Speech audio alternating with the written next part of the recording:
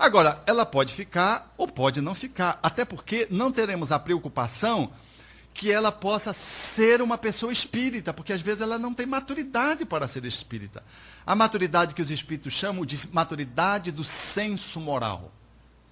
Eu lembro de uma senhora que chegou muito perturbada à nossa casa, que fazia tratamento de desobsessão no centro da cidade, e a pessoa foi melhorando, era uma senhora idosa, e eu fazia o acompanhamento dela regular, do tratamento dela de desobsessão.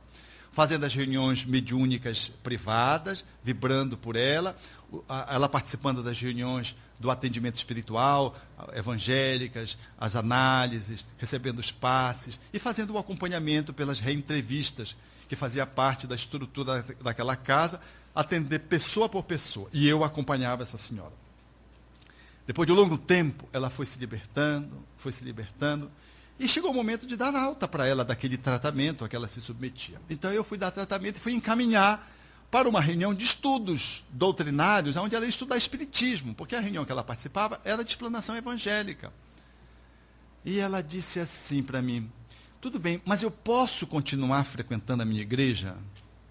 Eu digo: qual é a sua igreja que a senhora está se referindo? Achando que ela ainda estava falando, né, centro espírita, a igreja dela, e avaliando se ela estava bem antenada. Ela disse: não, é porque eu sou mesmo católica. E nesse período, que fez um período de mais de um ano que ela frequentou a nossa casa, eu continuei frequentando a minha igreja. E eu quero saber se eu posso ir para essa reunião, mas se eu posso frequentar a minha igreja. Eu digo: mas a senhora já vem frequentando, a senhora pode, não tem nenhum problema. Porque a senhora não está querendo ir para outro grupo? Ela disse: na verdade não, porque eu não entendo nada desse negócio de reencarnação. Na verdade, eu não acredito. Eu frequento aqui, mas eu não acredito. Esse negócio de mediunidade. Aí ela começou a meter o pau no espiritismo, mas com muita discrição. Foi um pau evangelizado. E ela foi dizendo, meio com medo. Aí eu peguei e disse: então a senhora está me dizendo que a senhora gosta mesmo da sua igreja? Eu disse: Aí ela começou a elogiar o catolicismo, elogiar isso, elogiar aquilo, e começou. Aí eu digo: então tudo bem, então a senhora pode continuar na sua igreja, não tem nenhum problema. Ele disse: e se eu não vier mais para cá, o Satanás não vai me pegar? Digo: vai não, Deus está lá na sua igreja também. E se a senhora sentir alguma coisa assim, a senhora vem aqui conosco, que a gente dá um jeito de novo. Gente, eu fiquei tão abismado de ver aquela mulher, quase assim, a lá Nicodemos, a meia voz, mas de botar que o espiritismo não tinha nada a ver com ela, que ela gostava mesmo era da igreja dela, mas com medo de deixar de frequentar. Há exemplo daquele que diz: olha, se sair daqui vai levar uma sova, numa cultura negativa de falsos umbandistas que tentam aprisionar os seus frequentadores pelo medo, pelo terrorismo, né? O espiritismo não tem esse expediente para usar, porque não é o espiritismo que salva, é a caridade que liberta. Fora da caridade não há salvação. Então nós não teremos a pretensão de que a pessoa tenha que se tornar espírita. Mas é nosso dever oferecer espiritismo a ela. Nós não podemos esconder daquela pessoa que bateu a porta da casa o espiritismo. Porque se fizermos isso, nós poderemos estar cometendo um crime de lesa fraternidade. Porque aquela pessoa está no lugar onde deveria ficar. Mas não fica por um excesso de escrúpulos, por um atendimento inadequado, porque ela fez uma fala e nós já cortamos aquela pessoa, dizendo que ali não tem aquilo, e não deixamos a pessoa entrar, e a pessoa não teve a oportunidade de fazer uma outra reflexão. Lembro de um cidadão que voltou ao nosso centro espírita depois de 4 anos, e ele disse assim: eu estive aqui há 4 anos atrás. Aí contou como ele foi atendido, mas ele foi mal atendido e foi embora.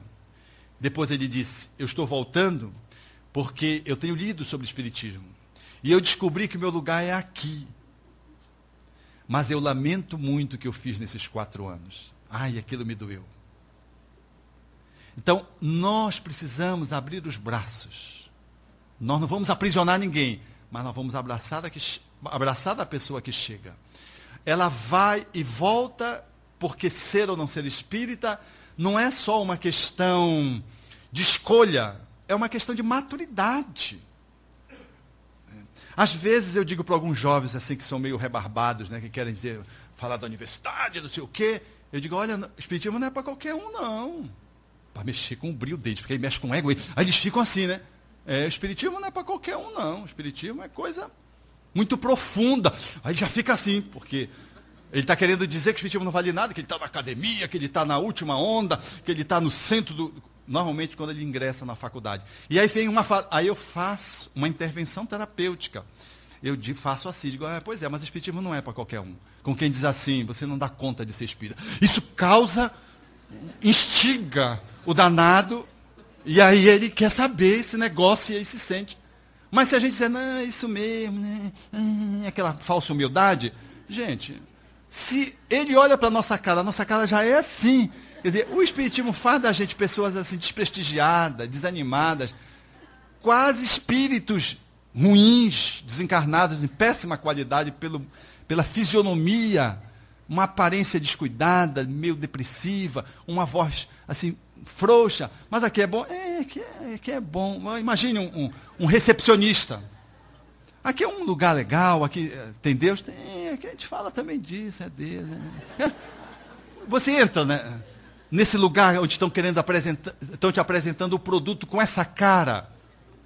Então, meus amigos, nós precisamos embalar o espiritismo adequadamente. Nós precisamos ser os agenciadores desse produto formoso, nessa imagem que Joana criou da grande empresa, né? Cujo dono é Deus, né? E nós somos apenas aqueles que estamos oferecendo o produto. Nós não podemos oferecer o produto de qualquer jeito. Não vamos assumir a posição mágica, mas não vamos assumir a posição trágica daquele que chega na casa e se sente desestimulado porque a precariedade do atendimento que nós fazemos é tão ruim, ou a palestra que a gente apresenta, ela é tão insossa que nem o obsessor fica, porque não dá conta. E o guia já foi há muito tempo, porque não dá conta de perceber aquela palestra melancólica. Não, o Espiritismo é uma doutrina de alegria, é boa nova, é alegria. Então nós vamos acolher as pessoas, agora vamos respeitar. Quando elas quiserem milagres, e depois de estar nas entranhas da casa espírita, nós vamos dizer que o milagre é viver. O milagre é poder se autodescobrir. O milagre é poder se apropriar de si mesmo nas suas próprias mãos para fazer o seu caminho evolutivo. Porque Kardec perguntou também isso. Vocês lembram na Lei do Progresso, né? O Espiritismo, ele pode produzir, os espíritos podem produzir fatos tão patentes às vistas, de tal ordem, que o mais incrédulo ceda pela multiplicidade dos fenômenos. E os espíritos responderam a Kardec: desejarias milagres, não é? Mas Deus espalha a mancheias. O Cristo, por um acaso, ele conseguiu convencer aqueles que eram os seus contemporâneos, aqueles que assistiram os milagres, os fatos extraordinários?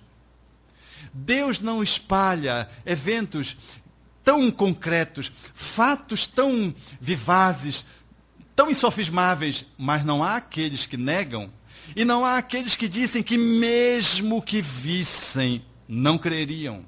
Não tem gente que vê, ouve espírito e não acredita. Não, isso é uma coisa do meu cérebro, da minha cabeça, acho que foi do parto.